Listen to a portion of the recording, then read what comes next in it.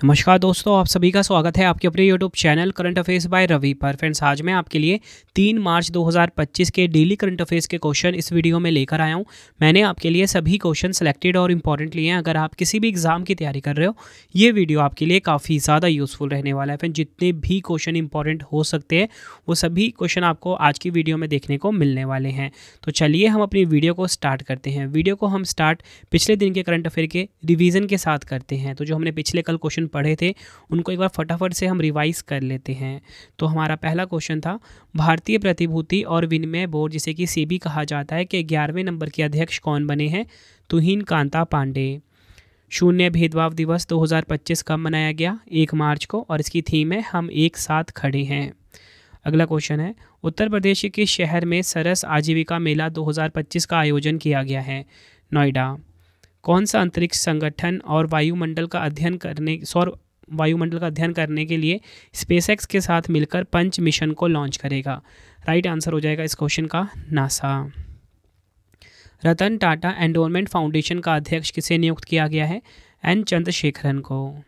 Next है, किस राज्य या यूटी की पुलिस ने ईमेल के जरिए पहली EFIR दर्ज की है? जम्मू कश्मीर। किस राज्य सरकार ने स्कूलों में तेलुगु को अनिवार्य विषय के रूप में पढ़ाने का आदेश दिया है? तेलंगाना। भारतीय सेना ने किस राज्य के बेत द्वारका में सैन्य अभ्यास जल थल रक्षा 2025 का आयोजन किया? गुजरात। विश्व नागरिक सुरक्षा दिवस 2025 कब मनाया गया? 1 मार्च को, और इसकी थीम है नागरिक सुरक्षा, आबादी के लिए सुरक्षा की गारंटी। नेक्स्ट है हमारा क्वेश्चन रिवीजन का, केंद्रीय औद्योगिक सुरक्षा बल CISF ने अपने प्रशिक्षण केंद्र का नाम बदलकर किसके नाम पर रखा है? राजादित्य चोलन के नाम पर। नेक्स्ट है, अंतरिक्ष विकिरण मानव अंतरिक्ष मिशन पर अंतर्राष्ट्रीय रेडियो बायोलॉजी सम्मेलन 2025 के शहर में शुरू हुआ? नई दिल्ली में। विश्व NGO दिवस 2025 का मनाया गया 27 फरवरी को। तो फ्रेंड्स, ये हमने पिछले कल के जो क्वेश्चन थे उनको फटाफट से 2 मिनट में रिवाइज कर लिया। अब हम आज की वीडियो को स्टार्ट करते हैं। उससे पहले आपको छोटी सी इन्फॉर्मेशन देना चाहता हूं कि हमारी प्रिंटेड फॉर्मेट में अगर आपको बुक्स चाहिए, 25,000 GK GS की बुक भी आ चुकी है आपके रवि सर की, raviaditipublication.com से बाय कर सकते हो। प्रिंटेड फॉर्मेट में ये बुक्स होंगी, आपके होम एड्रेस पर डिलीवर होके मिलेंगी। अगर आपको PDF चाहिए, करंट अफेयर का वार्षिकांक, मंथली करंट अफेयर्स, फरवरी 2025 का मंथली करंट अफेयर भी हमारा आ चुका है। ठीक है, 11,000 GK GS की जो बुकलेट है PDF फॉर्मेट में ravibookspdf.com पे आपको मिल जाएगा। ठीक है, रवि स्टडी ऐप को जरूर इंस्टॉल कर लेना। यहाँ पे आप डेली करंट अफेयर का फ्री टेस्ट लगा सकते हो, फ्री PDF आपको यहाँ पे मिल जाएगा। साथ में यहाँ पे आपको जो टेस्ट मिलेंगे ना और PDF में जो क्वेश्चन मिलेंगे वो 15 मिलेंगे। ठीक है, डेली करंट अफेयर्स में। तो चलिए हम अपनी वीडियो को स्टार्ट कर लेते हैं। तो हमारा आज का पहला क्वेश्चन है, किसकी संस्था वनतारा को भारत सरकार द्वारा प्रतिष्ठित प्राणी मित्र राष्ट्रीय पुरस्कार 2025 से सम्मानित किया गया है? राइट आंसर हो जाएगा इस क्वेश्चन का हमारा ऑप्शन ए, अनंत अंबानी। अनंत अंबानी की संस्था है वनतारा, जिसे भारत सरकार द्वारा प्रतिष्ठित प्राणी मित्र राष्ट्रीय पुरस्कार से सम्मानित किया गया है। अनंत अंबानी के Jamnagar animal rescue centre Vantara को भारत सरकार द्वारा प्रतिष्ठित प्राणी मित्र राष्ट्रीय पुरस्कार 2025 से सम्मानित किया गया है, जो भारत में पशु कल्याण के क्षेत्र में दिया जाने वाला सर्वोच्च राष्ट्रीय सम्मान है। 27 फरवरी 2025 को विज्ञान भवन नई दिल्ली में आयोजित समारोह में वनतारा के CEO विवान करानी ने यह पुरस्कार स्वीकार किया। वनतारा का अत्याधुनिक हाथी देखभाल केंद्र 240 से अधिक बचाए गए हाथियों को जंजीरों से मुक्त, सुरक्षित और समृद्ध वातावरण प्रदान करता है। देखिए फ्रेंड्स, यहाँ पे मैंने आपको ये तो बता दिया कि प्राणी मित्र राष्ट्रीय पुरस्कार 2025 ये किसे मिला?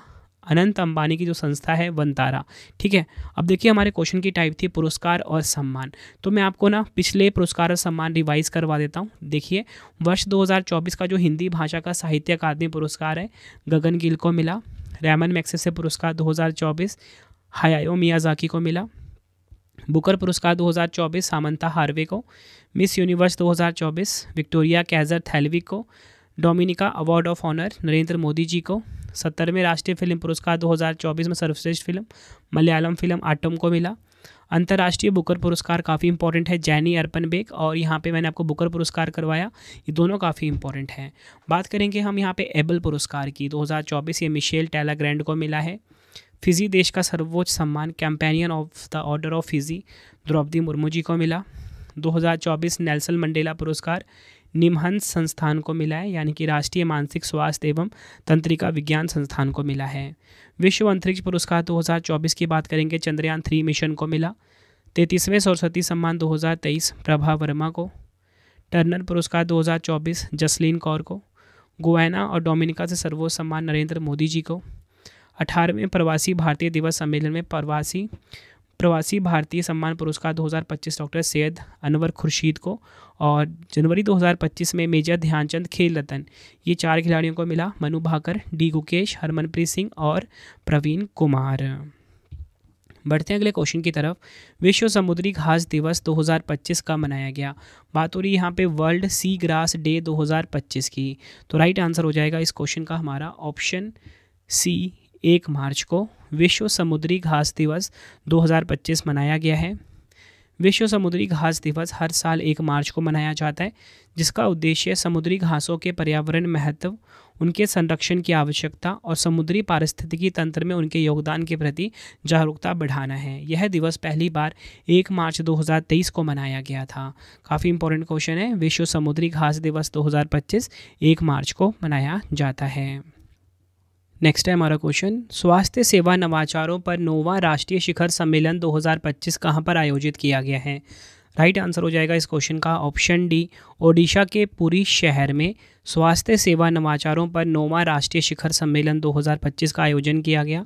स्वास्थ्य सेवा नवाचारों पर 9वां राष्ट्रीय शिखर सम्मेलन 28 फरवरी से 1 मार्च 2025 तक ओडिशा के पुरी में आयोजित हुआ है। इस सम्मेलन का उद्घाटन केंद्रीय स्वास्थ्य और परिवार कल्याण मंत्री जेपी नड्डा जी ने किया, जिसमें ओडिशा के मुख्यमंत्री मोहन चरण मांझी भी शामिल थे। सम्मेलन का उद्देश्य राज्यों और केंद्र शासित प्रदेशों को अपनी सार्वजनिक स्वास्थ्य चुनौतियों के समाधान के लिए सर्वोत्तम प्रथाओं और नवाचारों को प्रदर्शित करने का मंच प्रदान करना था। देखिए फ्रेंड्स, हमारे क्वेश्चन की टाइप थी प्रमुख सम्मेलन। तो मैं आपको पिछले कुछ प्रमुख सम्मेलन फटाफट से रिवाइज करवा देता हूँ। तो देखिए, तीसरा राष्ट्रीय खनन मंत्रियों का सम्मेलन 2025 कोणार्क ओडिशा में आयोजित हुआ। पहला ओलंपिक अनुसंधान सम्मेलन 2025 गुजरात के गांधीनगर में हुआ आयोजित। 27वीं अंतर्राष्ट्रीय ग्लास कांग्रेस 2025 कोलकाता में आयोजित हुई। राष्ट्रीय सुशासन सम्मेलन 2025 गांधीनगर गुजरात में आयोजित हुआ। राष्ट्रीय जनजातीय स्वास्थ्य सम्मेलन 2025 नई दिल्ली में। वेव्स 2025 की मेजबानी भारत ने करी। 18वें प्रवासी भारतीय दिवस सम्मेलन 2025 आयोजित हुआ भुवनेश्वर के ओडिशा में। काफ़ी इंपॉर्टेंट है ये।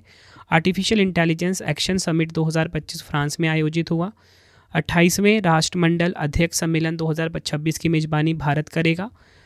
पहला प्रौद्योगिकी संवाद 2025 IISC बेंगलुरु में आयोजित हुआ। हथकरघा सम्मेलन मंथन 2025 नई दिल्ली में आयोजित हुआ। रायसीना मध्य पूर्व सम्मेलन 2025 का पहला संस्करण अबू धाबी UAE में आयोजित हुआ। बिम्स्टेक युवा शिखर सम्मेलन 2025 गांधीनगर गुजरात में आयोजित हुआ है। इसी के साथ अगर हम बात करें, वैश्विक सहकारी सम्मेलन 2024 भारत में आयोजित हुआ। पहला एशियाई बौद्ध शिखर सम्मेलन 2025 नई दिल्ली में। एशिया स्वच्छ ऊर्जा शिखर सम्मेलन 2024 सिंगापुर में। क्वाड शिखर सम्मेलन 2024 USA में। G7 शिखर सम्मेलन 2024 इटली में। और जैव विविधता शिखर सम्मेलन यानी कि COP16 2024 कोलंबिया के गैली में आयोजित हुआ है। बढ़ते हैं अगले क्वेश्चन की तरफ। फरवरी 2025 में हैरत महोत्सव 2025 किस राज्य या केंद्र शासित प्रदेश में मनाया गया है। राइट आंसर हो जाएगा ऑप्शन बी, जम्मू कश्मीर में। डिटेल में समझते हैं इस क्वेश्चन को। हैरत, जिसे कि हरा यानी कि शिव की रात भी कहते हैं, जिसे महाशिवरात्रि के रूप में भी जाना जाता है, जम्मू कश्मीर में कश्मीरी पंडितों द्वारा मनाया जाने वाला एक प्रमुख त्यौहार है। यह त्यौहार भगवान शिव और देवी पार्वती के विवाह की सालगिरह के रूप में मनाया जाता है। कश्मीरी पंडितों के लिए यह दिन अत्यंत महत्वपूर्ण होता है, क्योंकि यह धार्मिक और सांस्कृतिक परंपराओं को मनाने का अवसर प्रदान करता है। बात यहाँ पे जम्मू कश्मीर की हुई है। जम्मू कश्मीर की राजधानी श्रीनगर और जम्मू है। इसकी स्थापना हुई थी 31 अक्टूबर 2019 को। काफ़ी इंपॉर्टेंट है क्वेश्चन ये। उपराज्यपाल मनोज सिन्हा, मुख्यमंत्री उमर अब्दुल्ला हैं। प्रमुख राष्ट्रीय उद्यान है यहाँ के किश्तवाड़ राष्ट्रीय उद्यान, सलीम अली राष्ट्रीय उद्यान, काजी नाग राष्ट्रीय उद्यान, दाचीगाम राष्ट्रीय उद्यान। राजकीय पशु की बात करेंगे, हंगुल राजकीय पशु है। राजकीय पक्षी है काली गर्दन वाले क्रेन। राजकीय वृक्ष चिनार है। राजकीय फूल है कमल।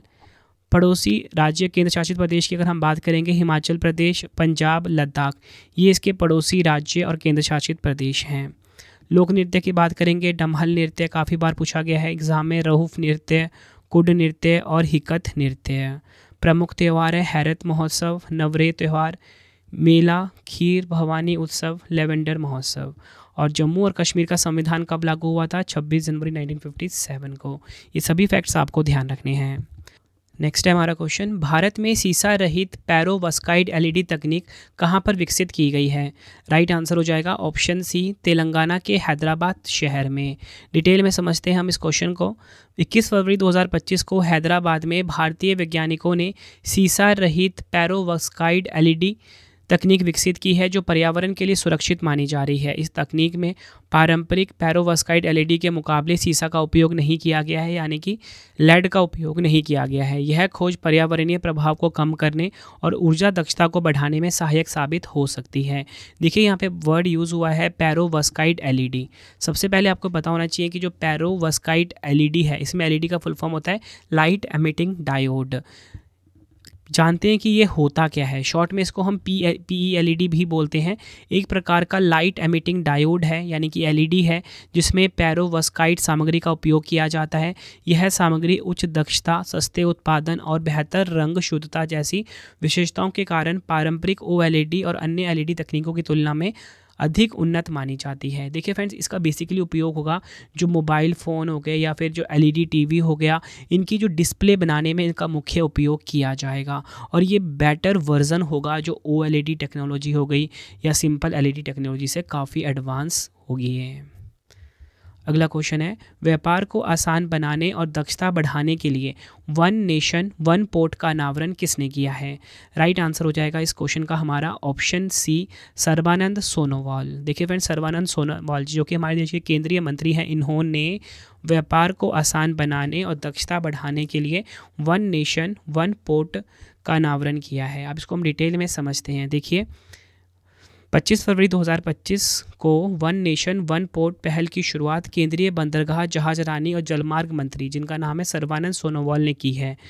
इस पहल का उद्देश्य भारत के सभी बंदरगाहों को एकीकृत और डिजिटल प्लेटफॉर्म पर लाकर व्यापार और शिपिंग प्रक्रियाओं को सरल, पारदर्शी और अधिक कुशल बनाना है। इस पहल से व्यापारियों को एक समान सेवाएं मिलेंगी। अगला क्वेश्चन है हमारा, तीसरी साबा महिला चैंपियनशिप 2025 का खिताब किसने जीता है? राइट आंसर हो जाएगा ऑप्शन बी, भारत देश ने। डिटेल में समझते हैं। भारत ने तीसरी साबा का फुल फॉर्म है south Asia basketball association. Bharat ने तीसरी साबा महिला चैंपियनशिप 2025 का खिताब जीता। इस प्रतियोगिता का आयोजन 23 से 26 फरवरी 2025 तक नई दिल्ली के KD जाधव इंडोर स्टेडियम में हुआ था। इसमें उपविजेता रही है मालदीव, मतलब भारत ने मालदीव को हराया है। साबा महिला चैंपियनशिप में 8 सदस्य देश भारत, श्रीलंका, मालदीव, नेपाल, अफगानिस्तान, पाकिस्तान, बांग्लादेश और भूटान शामिल हैं। यह पहली बार था जब भारतीय महिला बास्केटबॉल टीम ने साबा महिला चैंपियनशिप में भाग लिया और उन्होंने पूरे टूर्नामेंट में शानदार सफलता हासिल की। बढ़ते हैं अगले क्वेश्चन की तरफ। केंद्र सरकार ने ममनूर हवाई अड्डे के विकास को किस राज्य में मंजूरी दी है? राइट आंसर हो जाएगा ऑप्शन बी, तेलंगाना। यह आपको ध्यान रखना है। डिटेल में समझते हैं। केंद्र सरकार ने तेलंगाना के वारंगल जिले में ममनूर हवाई अड्डे के विकास को मंजूरी दे दी है, जिससे राज्य को दूसरा हवाई अड्डा मिलेगा। तेलंगाना सरकार ने हवाई अड्डे के विस्तार के लिए 280.30 एकड़ भूमि के अधिग्रहण हेतु 205 करोड़ रुपये स्वीकृत किए हैं। बात यहाँ पे तेलंगाना की हुई है, तो हम पिछले तेलंगाना से जुड़े हुए करंट अफेयर फटाफट से क्विक रिवाइज कर लेते हैं। सिविल सेवाओं के उम्मीदवारों को वित्तीय सहायता प्रदान करने के लिए राजीव गांधी सिविल अभ्यस्तम योजना शुरू करी है तेलंगाना ने। वर्ष 2024 में हैदराबाद को किस राज्य की एकमात्र राजधानी घोषित किया गया? तेलंगाना को। तेलंगाना स्थापना दिवस हर साल कब मनाया जाता है? 2 जून को। इंदिरम्मा आवास योजना तेलंगाना में शुरू हुई है। जनजातीय उत्सव जिसका नाम है समक्का सरलमा जतारा, तेलंगाना में मनाया जाता है। 2026 में फीफा फुटबॉल विश्व कप के लिए क्वालिफायर मैच का आयोजन होगा तेलंगाना के हैदराबाद में। गृह ज्योति योजना किसने शुरू किया है? तेलंगाना ने। विश्व आर्थिक मंच और तेलंगाना सरकार संयुक्त रूप से किस शहर में WEF के चौथे औद्योगिक क्रांति नेटवर्क का 19वां केंद्र स्थापित कर रहे हैं? हैदराबाद में। दुनिया के पहले 3D मुद्रित मंदिर का अनावरण कहाँ पर हुआ? तेलंगाना के बुरुगुपल्ली में। कॉर्निंग इंक किस राज्य में गोरिल्ला ग्लास विनिर्माण सुविधा स्थापित करेगा? तेलंगाना में। बढ़ते हैं अगले क्वेश्चन की तरफ। चंद्रमा के दक्षिणी ध्रुव पर जल बर्फ के स्रोत की खोज करने के लिए एथेना चंद्र लैंडर किसने लॉन्च किया है? राइट आंसर हो जाएगा इस क्वेश्चन का इंट्यूटिव मशीन्स। ये आपको ध्यान रखना है। डिटेल में समझते हैं। इंट्यूटिव मशीन्स ने अपने दूसरे चंद्र मिशन IM-2 के लिए एथेना नामक लैंडर को 27 फरवरी 2025 को स्पेसएक्स फॉल्कन 9 रॉकेट के माध्यम से नासा के कैनेडी स्पेस सेंटर से लॉन्च किया है। लैंडर की चंद्र कक्षा में सफलतापूर्वक स्थापित होने के बाद लैंडिंग की योजना 6 मार्च 2025 को चंद्रमा के दक्षिणी ध्रुव क्षेत्र में मोंटन पर की गई है। इसका उद्देश्य चंद्रमा के दक्षिणी ध्रुव पर जल बर्फ के स्रोतों की खोज करना और भविष्य के मिशनों के लिए डेटा एकत्र करना है। लैंडिंग के बाद एथेना लैंडर पर सवार माइक्रोनोवा होपर नामक रोवर चंद्रमा की सतह पर जल बर्फ के स्रोतों की खोज करेगा। बढ़ते हैं अगले क्वेश्चन की तरफ। भारत का पहला जलमग्न संग्रहालय मुंबई में किस पूर्व नौसैनिक पोत के माध्यम से स्थापित किया जाएगा? राइट आंसर हो जाएगा इस क्वेश्चन का ऑप्शन सी INS गुलदार। डिटेल में समझते हैं हम इस क्वेश्चन को। भारत का पहला जलमग्न संग्रहालय INS गुलदार के माध्यम से स्थापित किया जाएगा। यह 83 मीटर लंबा कुंभीर श्रेणी का लैंडिंग शिप जिसे 1985 में भारतीय नौसेना में शामिल किया गया और जनवरी 2024 में सेवा मुक्त हो गया था। इस पोत को महाराष्ट्र पर्यटन विकास निगम द्वारा सिंधुदुर्ग जिले के निवाती रॉक्स के पास डुबोकर कृत्रिम रीफ के रूप में एक जलमग्न संग्रहालय बनाने की योजना है। इस परियोजना का उद्देश्य समुद्री जैव विविधता के संरक्षण और पर्यटन को बढ़ावा देना है। जलमग्न संग्रहालय यानी कि अंडर वाटर म्यूजियम क्या होता है? जलमग्न संग्रहालय वह संग्रहालय होते हैं जो समुद्र, झील या अन्य जल निकायों के भीतर बनाए जाते हैं। इनका उद्देश्य समुद्री पर्यावरण, पुरातत्व और ऐतिहासिक धरोहरों को संरक्षित करना और पर्यटन को बढ़ावा देना होता है। बढ़ते हैं अगले क्वेश्चन की तरफ। केंद्रीय मंत्री श्री ज्योतिरादित्य M सिंधिया ने किस विश्वविद्यालय में CDOT द्वारा विकसित 5G लैब का उद्घाटन किया है? काफ़ी इंपॉर्टेंट क्वेश्चन है ये आपके लिए।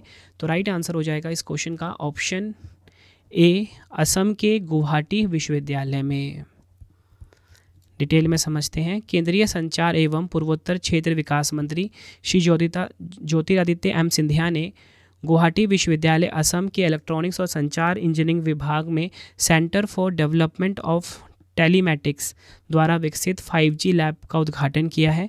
यह प्रयोगशाला छात्रों और शोधकर्ताओं को 5G नेटवर्क के बारे में व्यवहारिक और तकनीकी जानकारी प्रदान करने के उद्देश्य से स्थापित की गई है। 5G का फुल फॉर्म होता है 5th जनरेशन। अगला क्वेश्चन है और ये हमारा आखिरी क्वेश्चन होगा इस वीडियो का।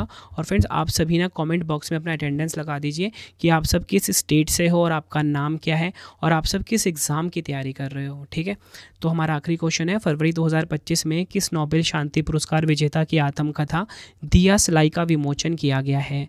आंसर हो जाएगा इस क्वेश्चन का option B Kailash Satyarthi. Detail में समझते हैं। नोबेल शांति पुरस्कार विजेता कैलाश सत्यार्थी की आत्मकथा दिया सिलाई का विमोचन 30 जनवरी 2025 को जयपुर लिटरेचर फेस्टिवल में हुआ था। पुस्तक विमोचन के बाद 8 फरवरी 2025 को इंदिरा गांधी राष्ट्रीय कला केंद्र में दिया सिलाई पर एक विशेष चर्चा का आयोजन किया गया, जिसमें पूर्व राष्ट्रपति रामनाथ कोविंद मुख्य अतिथि थे। कैलाश सत्यार्थी को 2014 में नोबेल शांति पुरस्कार से सम्मानित किया गया था। तो फ्रेंड्स ये आपको मैंने मोस्ट इंपॉर्टेंट 12 क्वेश्चन करवा दिए डेली करंट अफेयर्स के। कोशिश यही थी फ्रेंड्स कि आपको मैं बिल्कुल इजी लैंग्वेज में हर एक क्वेश्चन को समझा सकूं। यकीन मानिए फ्रेंड्स, अगर आप डेली करंट अफेयर क्लास मुझसे ले रहे हो तो आपको एग्जाम में एज इट इज़ क्वेश्चन देखने को मिलने वाले हैं, अगर आप किसी भी कॉम्पिटिटिव एग्जाम की तैयारी कर रहे हो तो। ठीक है, अब देखिए 3 क्वेश्चन का टेस्ट है जिसका आंसर आपने कॉमेंट बॉक्स में देना है, लेकिन रवि स्टडी ऐप के ऊपर जाके आपको डेली के 15 क्वेश्चन का टेस्ट ज़रूर अटैम्प्ट करना है। ये टेस्ट हमने आप सभी के लिए फ्री कर दिया है। ठीक है, और वहीं पे आपको PDF का ऑप्शन मिलेगा, PDF भी वहीं पे आपको मिल जाता है। तो चलिए 3 क्वेश्चन का टेस्ट लगा लीजिए। किसकी संस्था वंतारा को भारत सरकार द्वारा प्रतिष्ठित प्राणी मित्र राष्ट्रीय पुरस्कार 2025 से सम्मानित किया गया? 4 ऑप्शन है आपके पास। दूसरा क्वेश्चन है, विश्व समुद्री घास दिवस 2025 का मनाया गया? 4 ऑप्शन है आपके पास। नेक्स्ट क्वेश्चन टेस्ट का, तीसरी साबा महिला चैंपियनशिप 2025 का खिताब किसने जीता? 4 ऑप्शन है। आंसर आपने कमेंट बॉक्स में देना है। तो फ्रेंड्स ये वीडियो कंप्लीट हुई है। आई होप आपको वीडियो की क्वालिटी, वीडियो का कंटेंट और आपके रवि सर की मेहनत पसंद आई होगी। वीडियो अगर आपको पसंद आई है, डेली हमारे इसी चैनल पे करंट अफेयर क्लास आप ज़रूर लीजिए, current affairs by Ravi YouTube channel के ऊपर। हर एक क्वेश्चन को बहुत डीपली रिसर्च करके आप सभी के सामने प्रेजेंट किया जाता है बिल्कुल सिंपल लैंग्वेज में। ठीक है फ्रेंड्स, ताकि आपको करंट अफेयर बहुत ज़्यादा आसान लगे। अब आप सभी की डिमांड आती थी, रवि सर हमें आपकी प्रिंटेड फॉर्मेट में बुक्स चाहिए, होम एड्रेस पे डिलीवर करवागे। तो हमारी 25,000 जीके जीएस की बुक भी आ चुकी है। साइंस की बुक चाहिए आपको, एमसीक्यू वाली किताब चाहिए, जनरल नॉलेज चाहिए, raviaditipublication.com पे जाके आप इस बुक को बाय कर सकते हो। प्रिंटेड फॉर्मेट में होम एड्रेस पे बुक आपको डिलीवर होके मिलेंगी। रवि स्टडी ऐप को अपने फ़ोन में आप इंस्टॉल कर लीजिए प्ले स्टोर से। फ्री टेस्ट यहाँ पे आपको मिलेगा डेली करंट अफेयर का, फ्री पीडीएफ यहाँ पे आपको मिलेगा। बाकी कोई भी अगर आपको करंट अफेयर्स का पेड वीडियो या जीके जीएस का पेड वीडियो चाहिए, यहाँ पे आपको मिल जाता है। ठीक है, नोट्स मिल जाते हैं, करंट अफेयर्स के, जीके जीएस के नोट्स मिल जाते हैं। पीडीएफ की हमारी वेबसाइट है जहाँ पे आपको करंट अफेयर का वार्षिक अंक मिल जाता है 6,666 प्लस प्रश्न वाला। मंथली करंट अफेयर्स भी हमारी आ चुकी है, फरवरी 2025 का भी अपडेट हो चुका है वहाँ पे। ठीक है, उसके बाद अगर आपको 11,000 जीके जीएस की पीडीएफ चाहिए पार्ट वाइज, वो भी आपको यहाँ पे मिल जाता है। टेलीग्राम पे हमसे आप ज़रूर जुड़िए, करंट अफेयर्स बाय रवि नाम से है। ठीक है, इंस्टाग्राम पे भी हमें फॉलो कर सकते हो, करंट अफेयर्स बाय रवि नाम से है।